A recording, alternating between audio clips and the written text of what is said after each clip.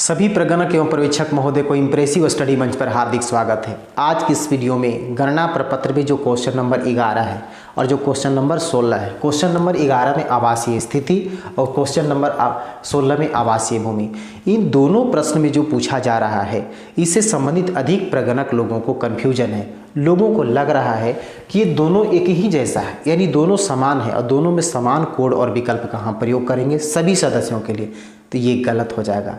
इसमें जो भी कन्फ्यूजन है आज हम उसको क्लियर करने वाले हैं। तो सबसे पहले ये समझना है कि आवासीय स्थिति और आवासीय भूमि में अंतर क्या है।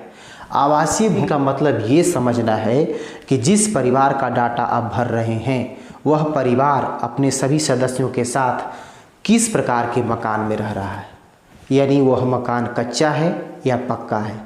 कच्चा मकान और पक्का मकान, इसका कंसेप्ट आपको पहले ही चरण में पता चल गया होगा।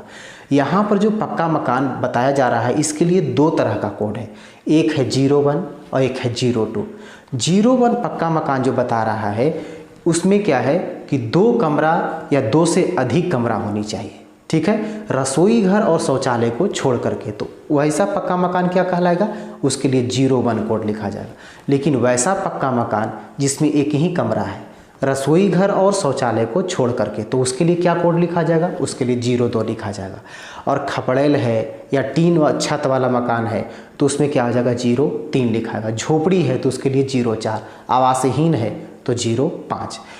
अब यहाँ पर क्या है कि इसको भरने के लिए हमने 1 2 3 4 5 सदस्यों वाला हम एक परिवार को लिए हैं। इसमें सबसे पहले हमने प्रधान को लिख दिया, फिर उसकी पत्नी, फिर उसके 2 पुत्र, फिर उसकी पुत्री। इस तरह से क्या है कि हमने 5 सदस्य वाला एक परिवार को लिया। अब इसको हमको डाटा भरना है तो देखना है कि आवासीय स्थिति और आवासीय भूमि में क्या अंतर देखने को मिलता है। तो यहाँ पर प्रधान है तो प्रधान की आवासीय स्थिति, वो प्रधान जो है वो मकान में रह रहा है तो मकान कैसा है, तो पता चला कि मकान पक्का है, उसमें 2 या 2 से अधिक कमरा है, तो उसके लिए कोड क्या है, उसके लिए कोड 01 है, ठीक है। अब चलते हैं इसमें पत्नी के लिए क्या कोड भराएगा। तो जहाँ पर जिस मकान में प्रधान रह रहा है उसी मकान में इसके सारे सदस्य भी है, तो मकान तो वही हो गया सेम सबके लिए, तो सेम कोड लिखा जाएगा, यानी आवासीय स्थिति सबके लिए सेम हो जाएगा। यानी जैसा मकान प्रधान के लिए था वैसा ही मकान इन सभी के लिए है, उसी मकान में रह रहा है तो सबके लिए कोड सेम हो गया। अब यहाँ पर आते हैं आवासीय भूमि में। आवासीय भूमि में क्या सबके लिए सेम होगा? बहुत से लोगों को क्या है कि ये कन्फ्यूजन है कि ये दोनों जो है ना ये सब सेम चलेगा, गलत है। यहाँ पर आवासीय भूमि में अंतर देखने को मिलेगा। जैसे समझते हैं कि आवासीय भूमि का मतलब क्या है कि जिस भूमि पर जो मकान जिसमें वह रह रहा है वह जिस भूमि पर बना हुआ है वह भूमि किसके नाम से है, इसके अलावा और कोई ऐसा भूमि है जहाँ पर मकान बनाया जा सकता है तो वह भूमि किसके नाम से है। यही क्या है आवासीय भूमि कहलाएगा कि वैसा भूमि जिस पर मकान बना हुआ है या वैसा भूमि जिस पर मकान बनाया जा सकता है भविष्य में, तो वह भूमि क्या कहलाएगा, आवासीय भूमि। तो प्रधान के नाम से क्या है कि आवासीय भूमि है तो कितना है, तो इसमें क्या है कि सबसे पहले ये देखना है कि जिस पर मकान बना हुआ है वह भूमि किसके नाम से है, तो पता चला कि प्रधान के नाम से है, ठीक है ना। वो कितना है तो 5 डिसमिल है। और इसके अलावा जो है सो 10 डिसमिल और है जिस पर मकान बनाया जा सकता है, वो कहीं दूसरे जगह है, वो किन के नाम से है, वो भी प्रधान के नाम से है। तो 5 डिसमिल मकान वाला हो गया और 10 डिसमिल क्या है कि और दूसरे जगह है जिस पर मकान बनाया जा सकता है जो प्रधान के नाम से है। तब क्या करेंगे 5 10 15 डिसमिल हो गया। अब यहाँ पर देखा जाए 15 डिसमिल तक किसमें कोड है 04, तो प्रधान के नाम से यहाँ 04 हो गया। अगर पत्नी को देखा जाए, क्या पत्नी के नाम से भी है, तो पता चलता है कि पत्नी के नाम से एक जगह है भूमि, ऐसा आवासीय भूमि है जो कितना है, वो केवल 5 डिसमिल है, ठीक है ना। तो 5 डिसमिल तक यहाँ पर कोड कितना लिखा हुआ है 02, तो यहाँ पर 02 हो जाएगा। वो पत्नी के नाम से है तो उसके लिए कोड लिखाएगा। लेकिन अगर पत्नी के नाम से नहीं रहेगा तो उसके लिए क्या करेंगे 01 लिखेंगे। इसी प्रकार क्या है कि पुत्र और पुत्री इनके नाम से किसी प्रकार का जमीन नहीं है, नहीं तो आवासीय भूमि है और नहीं तो कृषि भूमि है, ठीक है ना। तो इसमें क्या हो जाएगा, इसमें 01, यानी नहीं है तो 01 हो गया। अब इसके बाद देखिए तो यहाँ पर कुछ अंतर देखने को मिल रहा है। ये सब सेम चल रहा था आवासीय स्थिति में, लेकिन आवासीय भूमि में अंतर हो गया। इसी प्रकार कृषि भूमि भी होगा कि खेती करने लायक भूमि जो है उसके पास तो किन के नाम से है। तो यहाँ पर पता चला कि प्रधान के नाम से है, वो भी कितना है तो 50 डिसमिल से अधिक और 1 एकड़ तक है, ठीक है ना। तो देखिए इसका कोड कितना है 03, तो इसके नाम से हम 03 लिख दिए।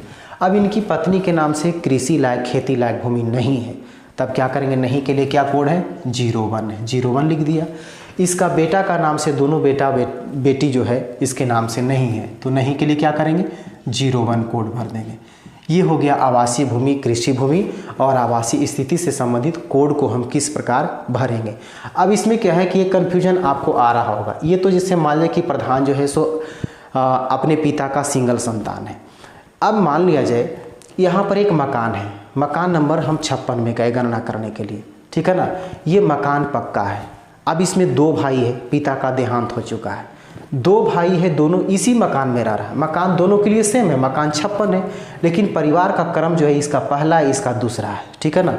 जब इसका डाटा अब भरेंगे तो आवासीय भूमि में क्या दिखाएंगे, मकान तो है, जिस पर मकान बना हुआ है वह भूमि जो है ये दोनों भाई के नाम से नहीं है, इनके पिता के नाम से था और पिता का देहांत हो गया, तो किन के नाम से लिखाएगा, तो इसमें दोनों भाई के नाम से जो लिखाएगा इस मकान का भूमि वो बराबर बराबर लिखाएगा।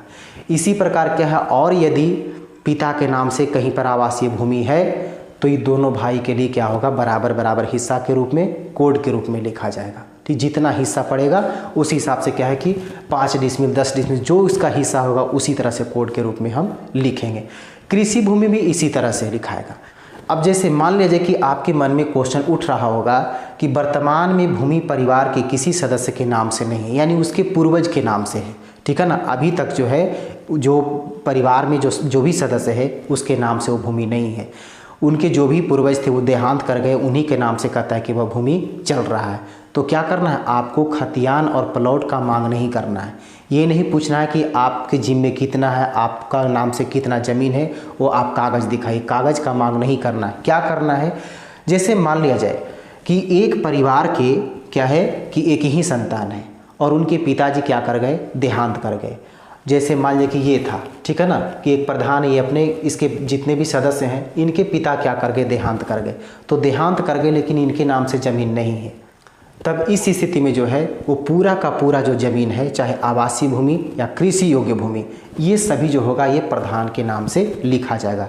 इसी प्रकार मान ले जाए कि उस परिवार में अलग अलग लोग हैं, जैसे मान लीजिए कि एक पिता का 2 संतान है, जैसे यहाँ पर बताया कि एक पिता का 2 संतान है या 3 संतान है, पिताजी देहांत कर गए, अभी तीनों भाई जो है वो साथ में है, तो इसमें भूमि जो लिखाएगा किन के नाम से लिखाएगा, तो उस परिवार के सदस्यों की सहमति के अनुसार जिसके नाम से वो लिखाना चाहेगा वो लिखा लेगा। लेकिन अगर वो परिवार का बंटवारा हो चुका है तब क्या होगा, वो भूमि जो होगा, जो पिता देहांत कर गए हैं उनके नाम से चल रहा था, तो वह भूमि क्या होगा कि बराबर बराबर हिस्सा जितना जितना पड़ता है वो तीनों भाई के नाम से लिखा जाएगा। यही टेक्निक अपनाना है, किसी प्रकार के कागज़ खतियान प्लॉट का मांग नहीं करना है, जितना वो कहेगा उतना आपको उसी ढंग से लिख देना है। तो उम्मीद है कि आवासीय भूमि और आवासीय स्थिति और कृषि भूमि में जो भी कन्फ्यूजन था वो आपको दूर हो गया होगा। इसी से संबंधित और अनेक प्रकार के क्वेश्चन क्रिएट हो सकते हैं, तो अगले वीडियो में हम उसको बताएंगे। उम्मीद है कि ये वीडियो आपको पसंद आया होगा, तो इस वीडियो को लाइक कर दें, अधिक से अधिक ग्रुप में शेयर कर दें, और यदि इस चैनल पर अभी तक आप नए हैं तो इसको सब्सक्राइब कर दें। फिर मिलते हैं हम अगले वीडियो में।